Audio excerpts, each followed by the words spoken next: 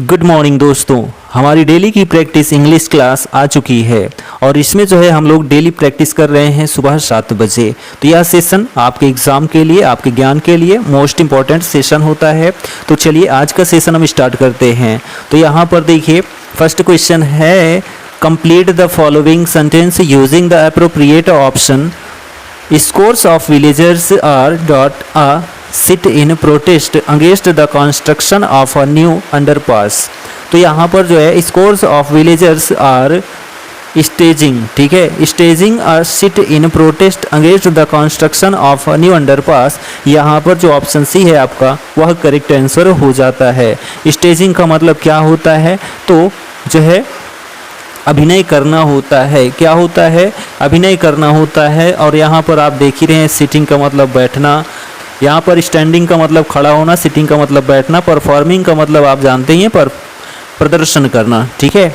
Next question देखिए, question number second है। Question number second है, complete the following sentence using the appropriate option.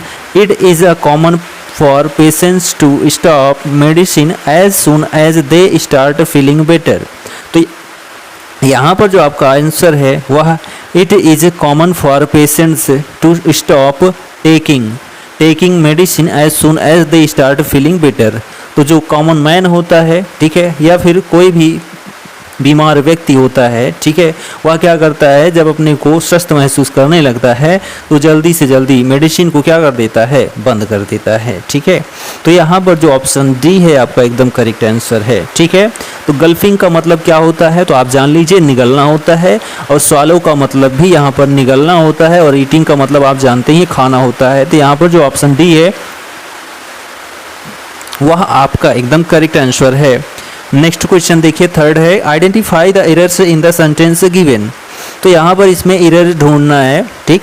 He asked whether either of the brothers were at home, ठीक है, either of the brothers were at home. तो यहाँ पर जो आपका answer है देखिए कि he asked whether either of the brothers were at home. तो यहाँ पर जो ऑप्शन सी है इसमें आपकी गलती है। क्या है गलती? यहाँ पर जो वर का प्रयोग किया गया है, ठीक है, यहाँ पर क्या होना चाहिए, तो वाज होना चाहिए। क्या होना चाहिए?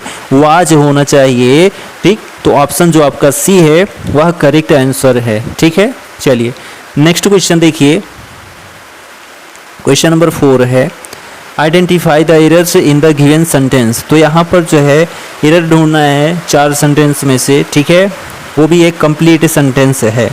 तो देखिए यहाँ पर, opening his letters, reading them carefully and sending for his clerk, he dictated answers with them. तो यहाँ पर जो आपका आंसर है, answer C is the right answer. तो यहाँ पर जो है विथ के स्थान पर क्या होना चाहिए, तो आंसर टू का प्रयोग किया जाता है। तो यहाँ पर जो है टू होना चाहिए। क्या? टू होना चाहिए था, क्योंकि समथिंग के साथ जो है टू का प्रयोग किया जाता है, ठीक। चलिए नेक्स्ट हम यहाँ पर समथिंग टू बडी ऐसे जो है वर्ड, तो यहाँ पर जो है आपका टू होना चाहिए था विद की जगह। नेक्स्ट क्वेश्चन है, directions choose the correct option for phrase bite your tongue. Bite your tongue phrase का जो है क्या करना है, करेक्ट आंसर बताना है। तो यहाँ पर जो आंसर है, to stop yourself from saying something because it would be better not to. तो यहाँ पर जो आंसर ए है आपका करेक्ट आंसर है।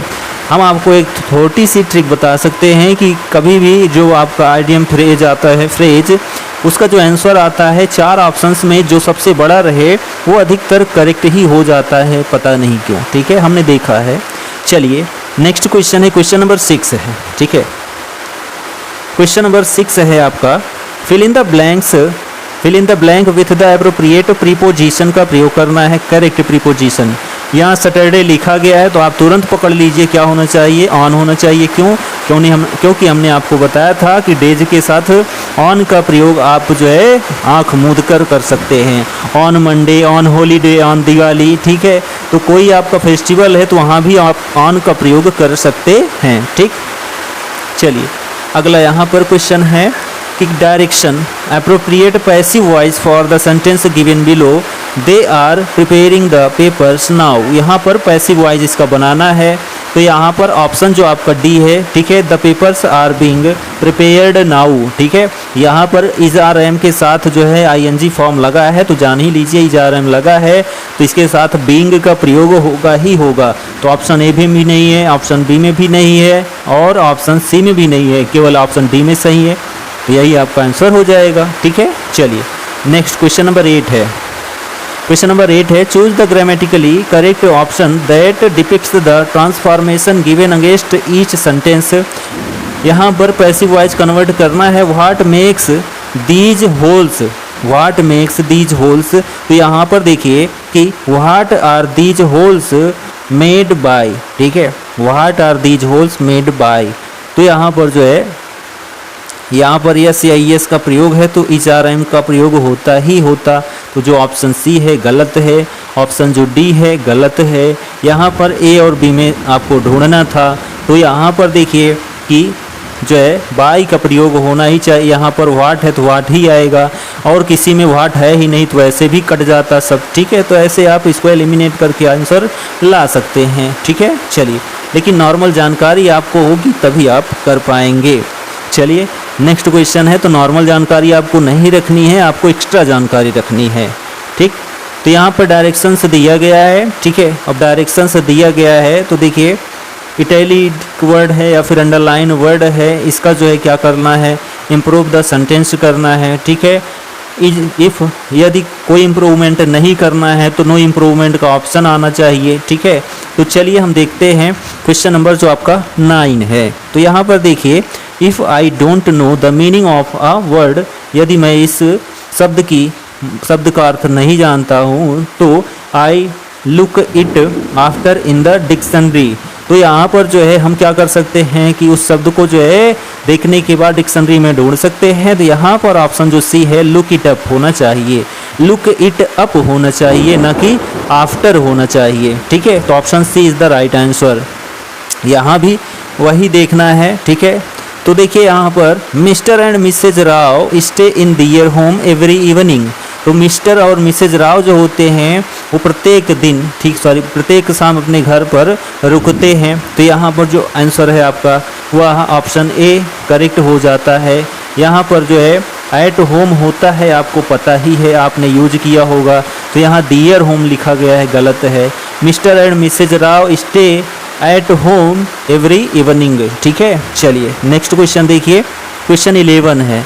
यहाँ पर choose the correct sentence which makes appropriate use of verbs given in the brackets. तो यहाँ पर जो ब्रैकेट में वर्ब दिया गया है उसका करेक्ट फॉर्म यूज करना है। The police kill you if you try to run away. तो यहाँ पर जो है कौन सा ऑप्शन आपका करेक्ट हो जाएगा। तो यहाँ पर देखिए a, the police will kill you, the police will kill you if you try to run away, ठीक है। यदि तुम भागने का प्रयत्न करते हो तो पुलिस तुम्हें मार देगी, ठीक है। तो यहाँ पर जो ऑप्शन सी है वह एकदम करेक्ट आंसर ऑप्शन बी एकदम करेक्ट आंसर हो जाता है। चलिए क्वेश्चन नंबर 12 है, ठीक है। Fill in the blank with the appropriate preposition. Sati has to catch 2 flight to reach home the Christmas day. तो यहाँ पर क्या होना चाहिए, ठीक है। ऑप्शन नंबर जो आपका सी है वह करेक्ट आंसर है। जो ऑन है वह एकदम करेक्ट है। आप कहेंगे कि ऑन कैसे आ गया, तो अभी हमने आपको बताया था कि कोई फेस्टिवल है तो वहाँ पर आप ऑन का प्रयोग कर सकते हैं। तो यहाँ पर देखिए क्रिसमस डे है तो यहाँ पर आपका ऑन हो जाएगा, ठीक है। चलिए नेक्स्ट क्वेश्चन देखिए, क्वेश्चन नंबर 13 है। Fill in the blanks with suitable preposition. Ram was an heir a big fortune. तो यहाँ पर देखिए राम वाज एन आयर, तो जो इसमें करेक्ट ऑप्शन है ऑप्शन बी आपका 2 करेक्ट हो जाता है। Ram was an heir to a big fortune, option B is the right answer. Next question है, identify the errors in the given sentence. तो यहाँ पर जो है एरर ढूंढना है। तो देखिए जो आपका आंसर है, he was my school friend but becoming a great man, he has grown proud enough to forget his old friends no error. तो यहाँ पर जो ऑप्शन बी है वह आपका एकदम करेक्ट आंसर है। यहाँ पर क्या होना चाहिए था, ही was my school friend, he was my school friend एकदम सही है।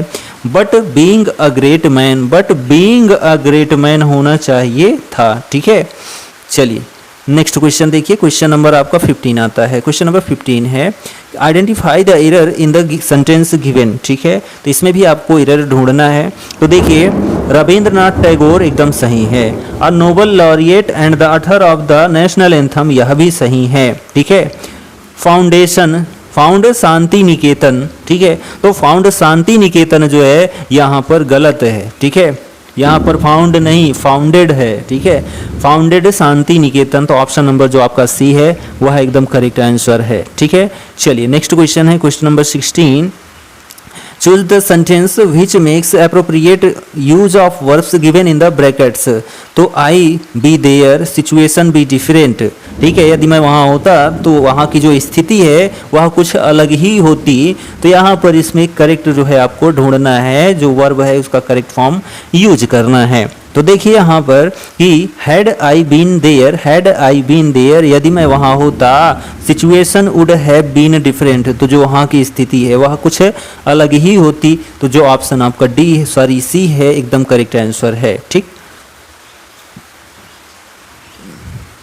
नेक्स्ट क्वेश्चन देखिए, choose the sentence which makes appropriate use of verbs given in the brackets. If I be God I eliminate all sufferings. यहाँ पर जो आपका answer है वो option number B is the correct answer, if I were God. ठीक है, if I were God I would eliminate all sufferings. ठीक है, यदि मैं जो है ईश्वर होता तो मैं क्या कर देता, सभी कठिनाइयों को दूर कर देता। ठीक है, तो यहाँ पर जो ऑप्शन आपका बी है वह एकदम करेक्ट आंसर है, option B is the right answer. ठीक है, चलिए नेक्स्ट क्वेश्चन की हम बात करते हैं। क्वेश्चन नंबर 18 है identify the correctly punctuated sentence from the following options. तो यहाँ पर जो है पंक्चुएशन करेक्ट चूज करना है, किसमें जो है करेक्ट पंक्चुएशन का प्रयोग हुआ है। तो Arjun's mom a caring lady always bought him chocolates, cakes, bakery items and fruits. तो जो ऑप्शन आपका ए है वही करेक्ट हो जाता है। ठीक, next question, choose the word which is nearest in meaning. तो यहाँ पर जो बोल्ड स्टाइल में लिखा गया वर्ड है इसका नियरेस्ट मीनिंग बताना है। There was a signpost where the two paths coverage. ठीक है, कन्वर्ज, कन्वर्ज है। तो यहाँ पर जो आपका आंसर है वह एकदम करेक्ट आंसर है, ऑप्शन बी इंटरसेक्ट। ठीक है, इंटरसेक्ट, तो यहाँ पर जो कन्वर्ज है, ठीक है, दो रास्तों को मिलाना इसका अर्थ होता है। इसका सिनोनिम की बात करते हैं तो इंटरसेक्ट है, जिसका मतलब होता है क्या, दो रास्तों को ही मिलाना। ठीक है, तो यहाँ पर जो सेपरेट है आपको पता ही है, सेपरेट का मतलब होता है अलग होना। ठीक है, भिन्न होना। मर्ज का मतलब होता है एक करना, विलय करना। और डाइवर्ज का मतलब होता है हट जाना, हट जाना। ठीक है, चलिए choose the appropriate adverbial clause to fill in the blanks. ठीक है, एडवर्बियल क्लाउज को ढूंढना है। The stolen goods were found where the dacoits usually hid things है। तो यहाँ पर जो ऑप्शन बी है वह आपका एकदम करेक्ट आंसर हो जाता है, option B is the right answer. तो एडवर्बियल क्लाउज क्या होता है, a group of words which have subjects and predicate used as an adverb. तो जो है समूह होता है शब्दों का जहाँ पर जो है सब्जेक्ट और प्रेडिकेट को एडवर्ब के रूप में यूज किया जाता है, वह क्या होता है, एडवर्बियल क्लाउज होता है। ठीक है, चलिए नेक्स्ट क्वेश्चन की बात करते हैं। 21 नंबर क्वेश्चन है choose the word which is nearest in meaning. तो यहाँ पर जो वर्ड है जिलॉट है, क्या है, जिलॉट। तो यहाँ पर जो आंसर डी है fanatic, fanatic, option D is the right answer. Zealot का मतलब क्या होता है, कट्टरपंथी या अति उत्साही होता है। और यहाँ पर जो फैंटास्टिक है इसका मतलब भी वही आएगा। और यहाँ एंथुसियास्टिक का मतलब क्या होता है, तो आप कहेंगे उत्साही होता है। ब्रेव का मतलब बहादुर या साहसी होता है। टिमिड का मतलब डरपोक या कायर होता है। तो यहाँ ऑप्शन जो डी था आपका एकदम करेक्ट आंसर है। ठीक है, चलिए 22 नंबर क्वेश्चन देखते हैं। तो when their mother was ill the children were looked after by their neighbours, the active construction for the above is. तो यहाँ पर देखिए जो आपका आंसर है option number A is the right answer. When their mother was ill their neighbours looked after the children, option A is the right answer. Next question है 23 number, it is time to shoot the, ठीक है, shop, ठीक है, it is time to shut the shop, the passive constructions for the above is. तो इसका passive constructions क्या बनेगा, it is time to shut the shop.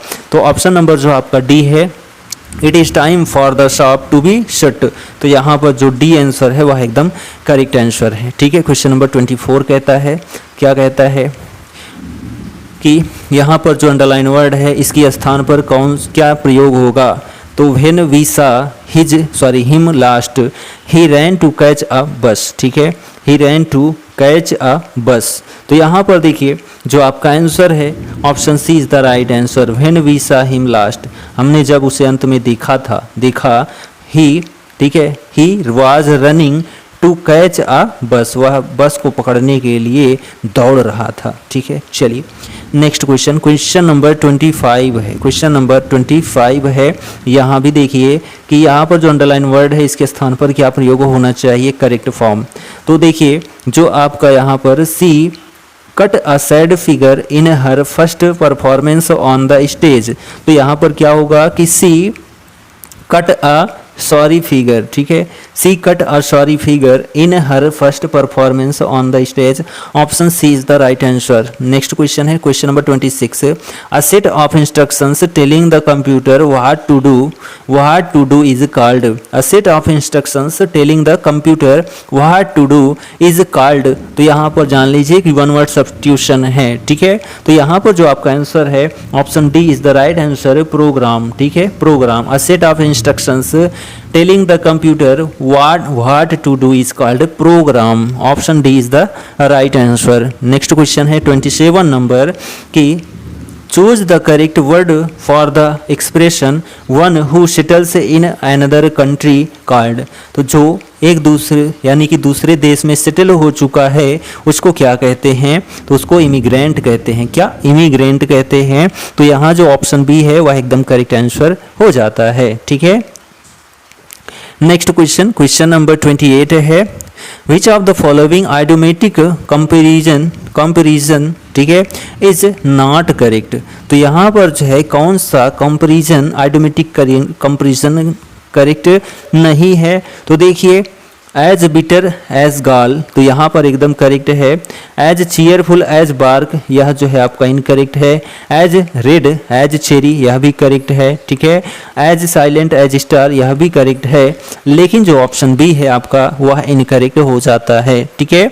इसका correct form क्या होगा, एज चीयरफुल एज लार्क होता है, ना कि बार्क होता है। चलिए इडियम एंड फ्रेज, ठीक है, इडियम एंड फ्रेज को चूज करना है। चलिए हम क्वेश्चन यहाँ पर देखते हैं। क्वेश्चन नंबर जो आपका 29 होता है, ठीक है, 29 है, इडियम एंड फ्रेज का अर्थ चूज करना है। To weather the storm, to weather the storm, तो यहाँ पर जो आंसर है to survive a crisis, to survive a crisis, यहाँ ऑप्शन बी आपका करेक्ट है। Next, to rest on one's laurels, to rest on one's laurels, यहाँ पर जो आंसर है आपका वह option C to retire from active life, option C is the right answer. Next question देखिए कि choose the word which is nearest in meaning, किसका, तो जो डिसर्न लिखा गया है इसका नियरेस्ट मीनिंग आपको बताना है। पूरा सेंटेंस क्या है, it is difficult to discern the sample on the slide without adjusting the microscope. तो यहाँ पर डिसर्न का जो है करेक्ट मीनिंग बताना है, नियरेस्ट मीनिंग बताना है। तो जो ऑप्शन सी है आपका डिटरमाइन करेक्ट आंसर है। डिसर्न का मतलब क्या होता है, तो जो है निर्णय लेना होता है। क्या होता है, तो निर्णय लेना होता है डिसर्न का मतलब, ठीक। तो जो डिटरमाइन है इसका भी मतलब वही होगा। और यहाँ पर डिस्कार्ड का मतलब क्या होता है, तो डिस्कार्ड का मतलब होता है रद्द कर देना, हटा देना, ठीक है। अरेंज का मतलब क्या होता है, व्यवस्थित करना है। और डिबेट का मतलब क्या होता है, तो बहस करना होता है। चलिए 32 नंबर क्वेश्चन है। 32 नंबर क्वेश्चन है कि choose the word which is opposite in meaning. ठीक है, तो ऑर्थोडॉक्स का जो है अपोजिट आपको बताना है, ऑर्थोडॉक्स का अपोजिट बताना है। तो देखिए यहाँ पर ऑर्थोडॉक्स का मतलब क्या होता है, तो आप कहेंगे रूढ़िवादी होता है। क्या होता है? रूढ़िवादी। तो इसका जो है एंटोनिम बताना है, तो इसका जो है हेटेरोडॉक्स होता है। क्या? Heterodox. Heterodox, option D is the right answer. ठीक है, इसका मतलब होता है अपरंपरागत। किसका? हिटेरोडॉक्स का मतलब। ठीक है, और यहाँ पर आइडोलोटस का मतलब क्या होता है? मूर्ति पूजक होता है। इंटेलिजेंट का मतलब आप जानते ही हैं, और मालिग्नेंट का मतलब जो है वह घातक होता है। क्या? घातक। नेक्स्ट 33 नंबर क्वेश्चन है, अपोजिट ढूंढना है किसका? लिक्विडेटेड का। The company was liquidated with in 5 years. तो यहाँ पर लिक्विडेटेड का मतलब क्या होता है, या एज एंटोनिम क्या होता है? तो आप कहेंगे option A is the right answer, bankrupt. ठीक है, बैंकरप्ट। तो option A is the right answer. तो लिक्विडेटेड का मतलब होता है ऋण मुक्त होना, और बैंकरप्ट का मतलब होता है दिवालिया होना। ठीक है, क्लोज्ड, यहाँ पर देखिए क्लोज्ड डाउन का मतलब क्या होता है? तो बंद होना होता है। फ्लोरिशिंग का मतलब क्या होता है? तो समृद्धि होता है, या फिर जो है उत्थान होता है। और प्राइवेटाइज्ड का मतलब होता है निजीकरण। क्या होता है? निजीकरण। ठीक। 34 नंबर क्वेश्चन है, अपोजिट ढूंढना है। My first lecture in the classroom a fiasco. ठीक है, फियास्को। तो यहाँ पर फियास्को का मतलब क्या होता है? असफल होता है। क्या होता है? असफल होता है। तो जाहिर सी बात है इसका जो अपोजिट होगा सफल होगा, यानी कि सक्सेस होगा। Option is the right answer. Joy का मतलब आनंद, फन का मतलब भी वही होता है, मनोरंजन, आनंद। ठीक है, और डिजास्टर का मतलब क्या होता है? आपदा होता है। क्या? आपदा। चलिए next question 35 number, choose the word which is opposite in meaning. तो यहाँ पर इट वाज इंडीड आर्डोज। ठीक है, arduous to cross streets in New York. तो यहाँ पर जो है आर्डुअस का मतलब क्या होता है? वह भी अपोजिट फॉर्म में। तो आर्डुअस का मतलब जो है वह कठिन होता है। क्या? कठिन होता है। अब कठिन का जो है अपोजिट क्या होगा? तो आप कहेंगे सरल होता है। तो यहाँ पर सरल क्या है? इफोर्टलेस। ठीक है, जहाँ पर इफर्ट ना लगाना पड़े उसको एफर्टलेस कहते हैं। Option B is the right answer. Pleasant का मतलब आपको पता ही है, बहुत सुहाना होता है, सुहावना। इंटरेस्टिंग का मतलब रोचक या आनंद होता है। रिस्की का मतलब जो है जोखिम होता है। ठीक है, नेक्स्ट क्वेश्चन है, choose the word which is the nearest in meaning. तो nearest meaning as a synonym आप कह सकते हैं कि she is pretty insipid young lady. तो यहाँ पर इंसिपाइड का जो है नियरेस्ट मीनिंग क्या हो जाएगा? नियरेस्ट मीनिंग क्या हो जाएगा? तो इंस्पायर्ड का मतलब क्या होता है? तो फीका होता है। क्या होता है? फीका या फिर नीरस होता है।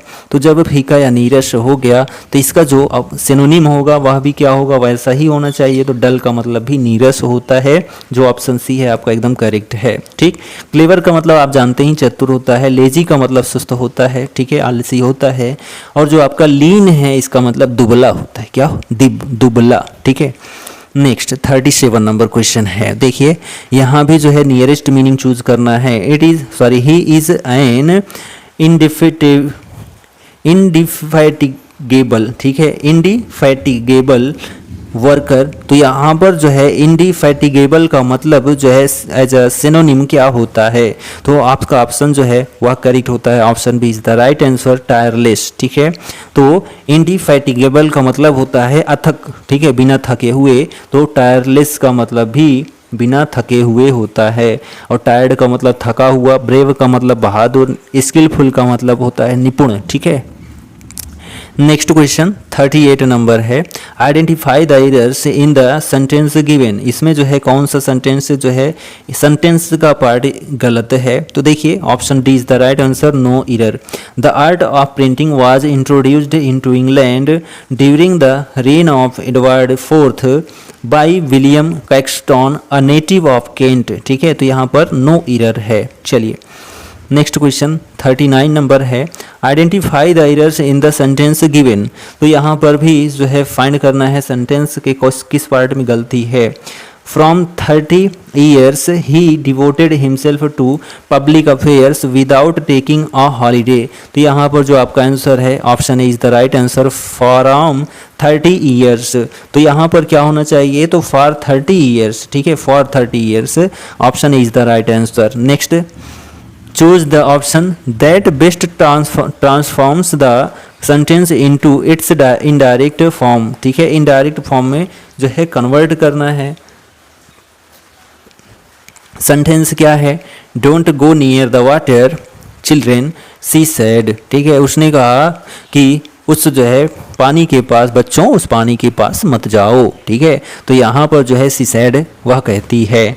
तो यहाँ पर जो इसका जो है क्या होगा, इनडायरेक्ट फॉर्म होगा। तो क्या किया जा रहा है, वार्निंग दी जा रही है, सजेशन क्या दिया जा रहा है। तो यहाँ पर तो सजेशन तो बिल्कुल नहीं दिया गया, आस्क्ड कहा ही नहीं, कहा गया लेकिन यहाँ पर कुछ तो अलग कहा गया है। ठीक है, अर्ज कहा ही नहीं गया है, वार्निंग दी गई है कि वहाँ पर उस पानी के पास मत जाओ। She warned the children not to go near the water. यहाँ दैट लगा गलत, यहाँ दैट लगा गलत, यहाँ दैट लगा गलत। ठीक है, तो नॉट टू गो यहाँ पर डोंट है, तो यहाँ पर जो है नॉट टू का प्रयोग हुआ है। ठीक, चलिए नेक्स्ट क्वेश्चन देखिए, क्वेश्चन नंबर जो आपका 41 है। यहाँ भी जो है आपको इनडायरेक्ट फॉर्म बताना है, इनडायरेक्ट फॉर्म बताना है।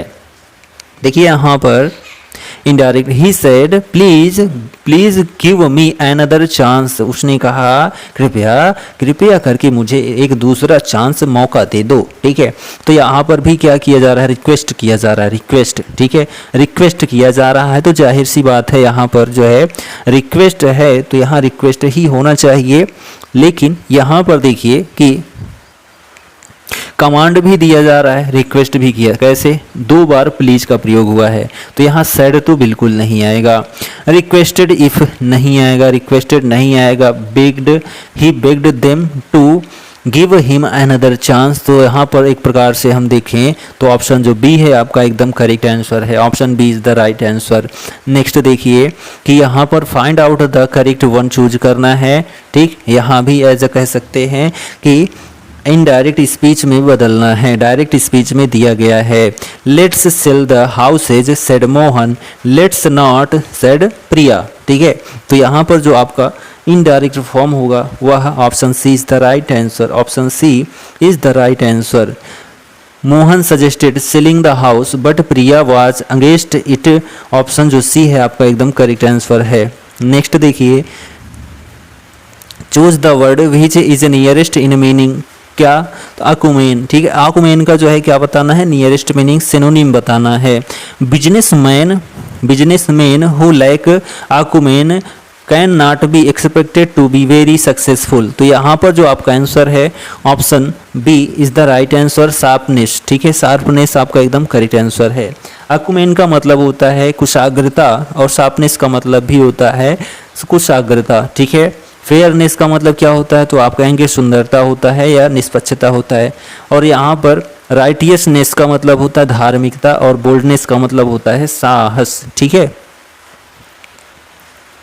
नेक्स्ट क्वेश्चन, क्वेश्चन नंबर 44 है, क्वेश्चन नंबर 44 है। यहाँ पर भी जो है नियरेस्ट मीनिंग बताना है किसका, कैंडिड का। His candid opinions have own him many friends.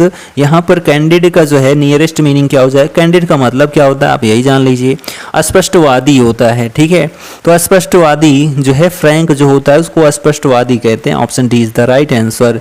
Kind का मतलब आप जानते ही हैं, कोर्टियस का मतलब होता है विनम्र और जनरस का मतलब जो है उदार होता है। ठीक, नेक्स्ट क्वेश्चन है, यहाँ पर भी नियरेस्ट मीनिंग बताना है इनामोर्ड का। ठीक है, इनामोर्ड का, he was enamoured of his own golden voice. ठीक, तो यहाँ पर जो आपका आंसर है option A is the right answer, very fond of, he was very fond of his own golden voice. ठीक है, option A is the right answer. तो जो यहाँ पर इनामोर्ड का मतलब क्या होता है, मोहित करना होता है। ठीक है, क्या होता है, मोहित करना भी होता है। और यहाँ कंसर्न्ड विथ की बात करते हैं तो के साथ संबंध होता है। ऑब्सेस्ड विथ का मतलब होता है जुनून सवार होना या आसक्त होना। इम्ब्यूड विथ का मतलब होता है ओतप्रोत होना, क्या, ओतप्रोत होना। चलिए यहाँ पर 46 नंबर क्वेश्चन पर आते हैं हम। तो देखिए क्वेश्चन नंबर 46 है, यहाँ पर नियरेस्ट मीनिंग चूज करना है। When the new teacher entered the classroom he found the peoples restive. Restive का जो है नियरेस्ट मीनिंग क्या हो जाएगा? तो option D is the right answer, impatient. ठीक है, इम्पेशेंट ऑप्शन नंबर जो आपका डी है वह करेक्ट आंसर है। रेस्टिव का मतलब होता है बेचैन या तनावग्रस्त। ठीक है, और जो आपका इम्पेटेंट है, पेटेंट है, वह जो है अधीर बेचैन होता है। ठीक है, इसका जो सिनोनिम होगा, ठीक है, इसका सिनोनिम होगा वह ऑब्स्ट्रीपर्स। ठीक है, वह ऑब्स्ट्रीपर्स होता है, इंट्रैक्टेबल होता है, वाइवार्ड होता है। किसका? तो जो आपका यहाँ पर रेस्टिव है। ठीक है, तो यहाँ पर जो आपका ऑप्शन डी है इम्पेशेंट एकदम करेक्ट आंसर है। एट रेस्ट का मतलब स्थिर या फिर मृत होता है। आइडल का मतलब जो है आलसी या फिर सुस्त होता है, आइडल। ठीक, क्वाइट का मतलब शांत होता है। अगला क्वेश्चन 47 नंबर, यहाँ पर जो है transform the sentence into its indirect form. ठीक है, इनडायरेक्ट फॉर्म में जो है बदलना है, इनडायरेक्ट फॉर्म में बदलना है। Option B is the right answer. If I had the instruction manual, I would know what to do, said the passengers।